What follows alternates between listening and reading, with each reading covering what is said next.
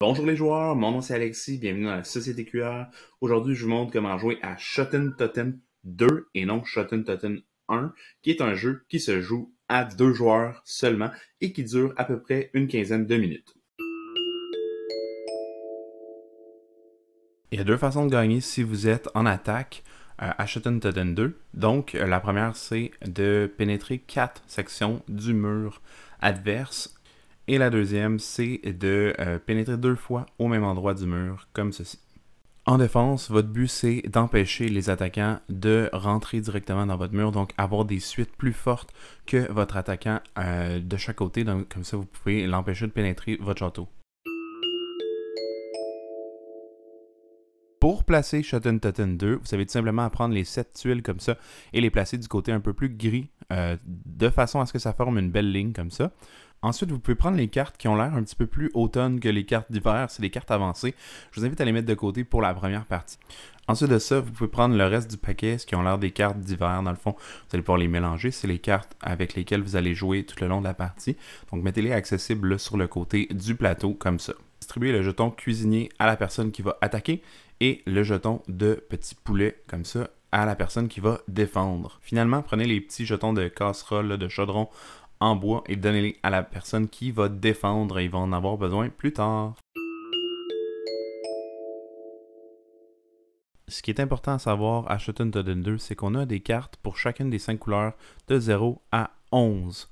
Donc, il y a 5 couleurs. La première couleur, c'est le rouge, on a le jaune, on a aussi le vert, le noir et finalement le bleu. Pour l'emporter sur une des 7 sections du mur, vous devez vous fier au petit guide dans le fond comme ça. Donc, plus vous êtes en haut, plus vous êtes fort. Donc, le premier, c'est la suite de couleurs. Donc, ici, j'ai 10, 9, 8, 7 bleus. Et l'autre côté, on a un 1, 2, 3, 4 jaune. Donc, comme le 10 bleu est plus fort que la suite de 4 jaunes, l'attaque emporte et on peut virer le mur comme ceci. Si on descend du niveau de force, on a tout simplement les mêmes chiffres dans le fond. Donc si vous avez un nombre de chiffres égal, ici on a besoin de 2, donc le 8 est moins fort que le 10, donc la défense va l'emporter. Donc si tu es en attaque, tu peux tout simplement décider de retirer ton attaque parce que vous êtes sûr de ne pas gagner sur le 10.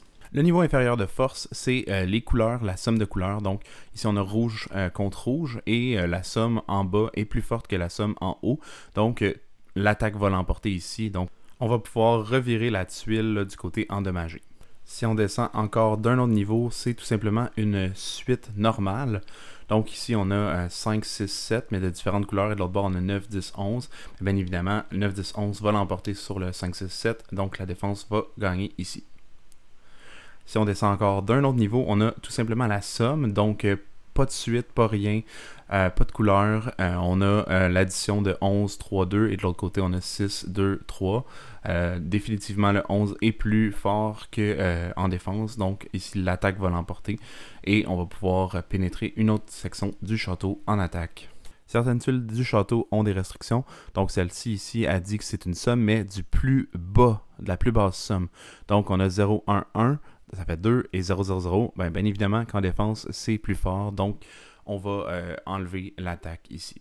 Sachez qu'il y a d'autres critères de tuiles que je vous invite à regarder sur votre petite aide pour vous dire qu'est-ce que cette tuile-là fait exactement. Il y a aussi une règle spéciale avec les 11 et les petits poulets, donc peu importe si tu es en attaque ou en défense, le 0 peut battre le 11 et le 11 peut battre le 0. Donc assurez-vous par contre que ce soit la même couleur de carte, donc ici on avait les noirs, le 11 peut toujours battre le 0 et le 0 peut battre le 11. À tout moment du jeu, le joueur en attaque peut décider de tenter de prouver que le joueur en défense ne sera pas capable de vaincre. Donc ici on a une égalité au niveau de la suite de couleurs, donc le bleu n'a pas accès au 9 bleu qui est dans la discarte, donc c'est sûr et certain qu'il n'arrivera jamais à compléter sa suite de couleurs, donc l'attaque peut prouver et dire écoute j'ai gagné celle-là. La dernière chose à savoir, c'est que les petits chaudrons comme ça permettent aux joueurs qui est en défensive de venir éliminer la première carte d'un côté de fort, donc ils peuvent les dépenser les 3, 1, 2, 3 séparément dans la partie à n'importe quel moment pour retirer la première carte de l'autre côté du fort. Voilà, c'est à peu près tout ce que vous deviez savoir pour jouer à Shotten Totten 2.